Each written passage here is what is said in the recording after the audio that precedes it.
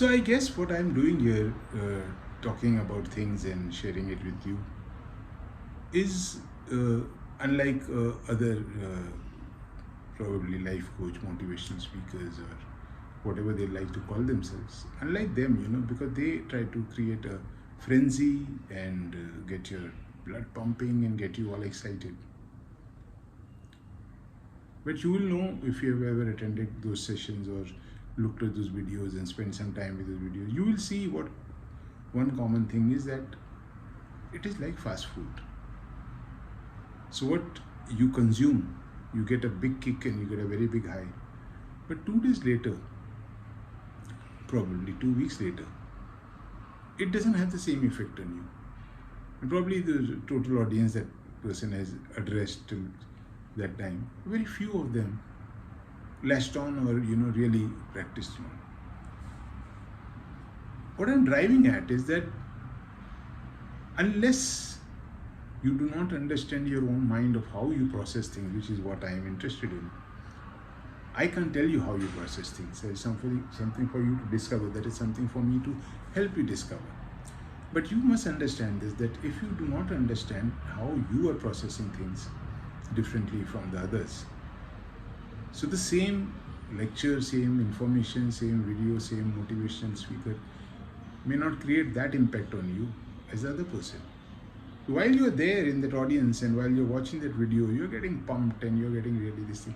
But later you do not remember much of it, and slowly it fades out until you'll probably become a junkie and say, I have to go back because I have to, I've forgotten most of the things. Why you're forgetting most of the things is because it has not really changed you. It has given you a kick. It has given you a adrenaline rush, and you felt damn good about it. And when it went away, you missed it, and then you'll like, go back to it. But that means that it has not really trained you or changed you or prepared you for something better or took you into that another direction where you wanted to go. It has just simply been like a movie. You've gone and seen a movie. You felt very good about it. You laughed, you cried. And at the end of the movie, you felt very nice. You went home, you told 10 people about it. What a movie, what a this thing. But a few months later, that memory was still there. Yeah, it was a nice movie. But when somebody will ask you for the details of it, it is faint now. I'm interested that you should be able to get trained in a manner where you do self-diagnosis.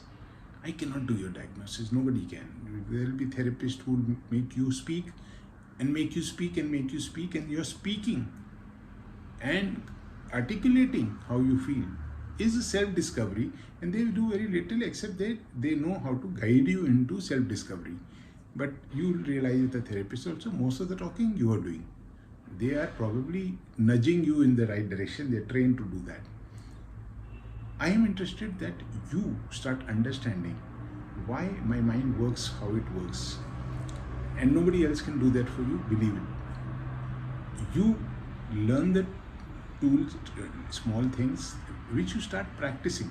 You will never succeed in understanding your mind completely or training yourself completely, because the world is in constant disruption and constant motion.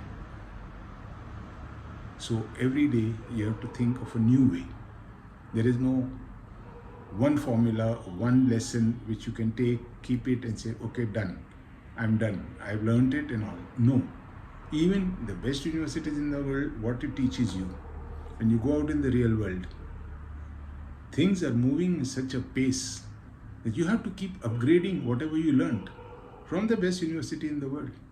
Because if you don't do that, a few months' time, again you are redundant, because the world has moved on and the speed is crazy. So learning and improving and understanding yourself is not something that you do as a task, as a chore, as a process and stop and then you're done. It's not like learning how to drive a car that you've learned now you can drive anywhere. This is not a skill, it's a process. So every time new information comes, you have to process it differently, not from the same way. To give you an example, probably an analogy of Say a cricketer, when he plays, he doesn't know how the next ball is going to come. He has some amount of prediction that maybe he'll bowl like that, maybe he'll bowl like that. But otherwise he doesn't know, because this bowler comes in pitches like that and he does that, and this is his speed, and he'll give in ball will move here or swing there. But you don't know whether that bowler is going to make a mistake, and probably make a mistake such a way that he doesn't know how the ball moved in a particular way and you got out. He will not tell anybody. Probably he left the ball a little earlier than he wanted, or a little later than he wanted, but since he did it, he did it. But if it got him a result, it's called a great ball. Oh, what a bowler. He will not probably share, and maybe he himself didn't realize that this time something different happened. So the idea is that things are going to change so fast and so unpredictable that unless you are skilled to process things constantly with a new approach, you're going to start floundering. You're going to start saying that, okay, this I don't know because they didn't teach me this at the college or the school or this, wherever you learned. So to learn how to keep processing is something which will make you a better person. The good cricketer who's able to play all ball, maybe a Sachin or a Virat or a Dhoni, were people who had not experienced every ball, and therefore they knew how to play every ball. Nobody's experienced every ball. Every ball is unique. Every bowler is unique. But they kept the open mind of saying, when the ball is left from the bowler's hand, I am going to start making my call of what I'm going to do with it. And that is going to happen in milliseconds. And they are trained or good enough, and they have trained themselves and practiced enough that they can process that information in milliseconds and play the shot. And a bad cricketer, a bad batsman is one who has not been able to reach there because his mind is so full of trying to process things consciously that it has not become a part of him and his muscle memory.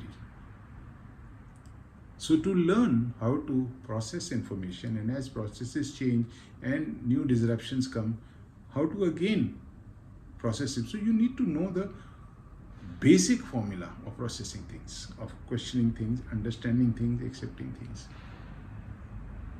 I am interested in taking you to that goal, and therefore we are trying to understand how you process things from childhood, how you perceive things.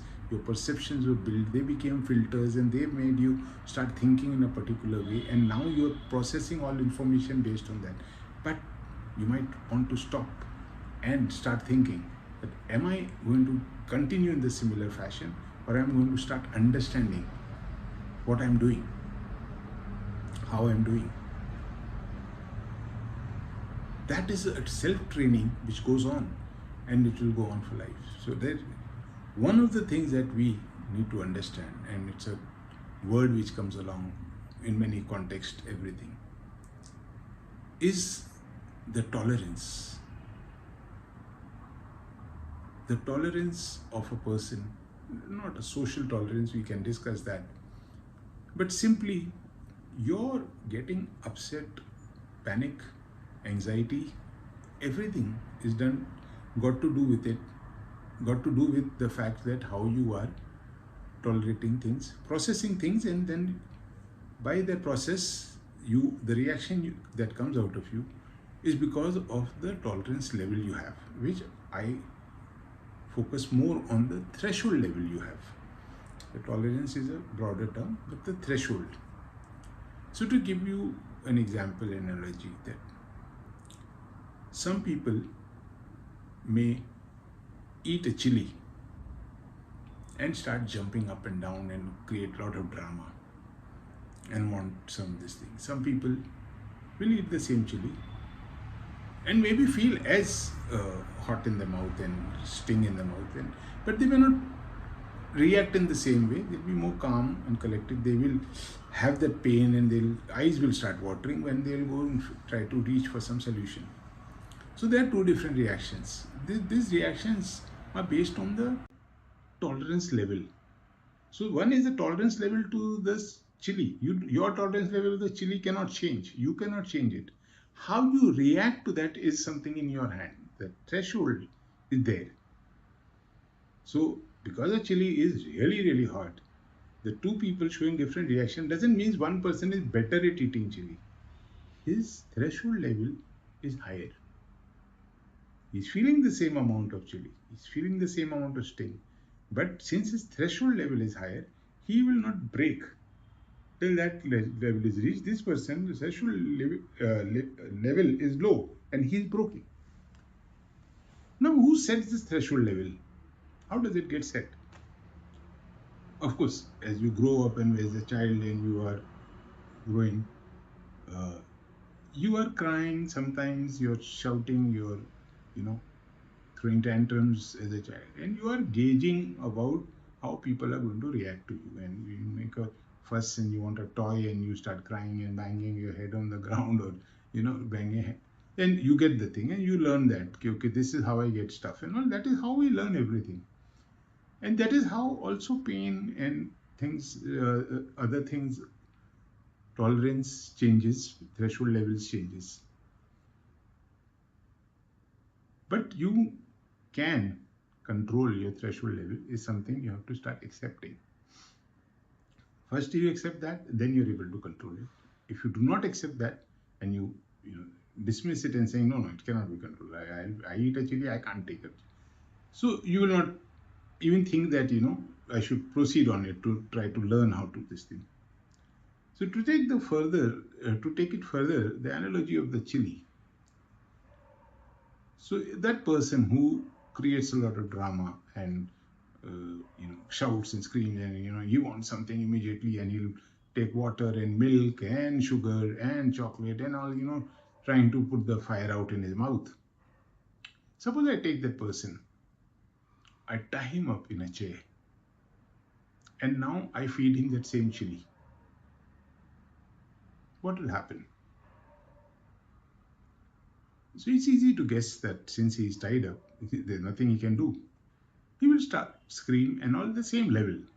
At the same level, the decibel will be the same of him shouting and crying, and in fact, he might get abusive and start abusing people around him for tying him up. And